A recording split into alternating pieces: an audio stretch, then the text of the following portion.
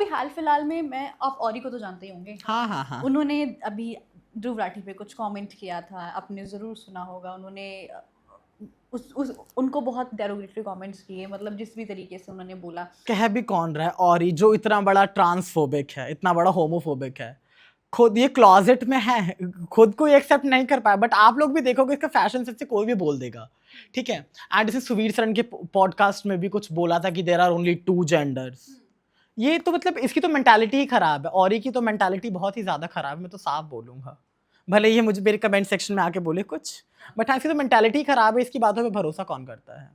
ये तो लोगों मतलब आसपास में दो एक किसी उसमें गया था, किसी कॉन्फ्रेंस वगैरह थी, तो वहाँ पे देवर 2 ट्रांसजेंडर्स, तो उनकी भी थोड़ी बहस हुई होगी, तो इसने तो लोगों स्टोरी भी डाल दी थी कि 2 छक्के लड़ रहे हैं, इसने डाली थी ये या चीज। I know that. तो इसके अंदर ह्यूमैनिटी नाम की चीज नहीं है। एंड ध्रुव राठी को तो मैं बोलूंगा, देखो जो आजकल गवर्नमेंट के अगेंस्ट बोलता है उसे एंटी नेशनल बोल ही दिया जाता है, दिस इज वेरी ट्रू।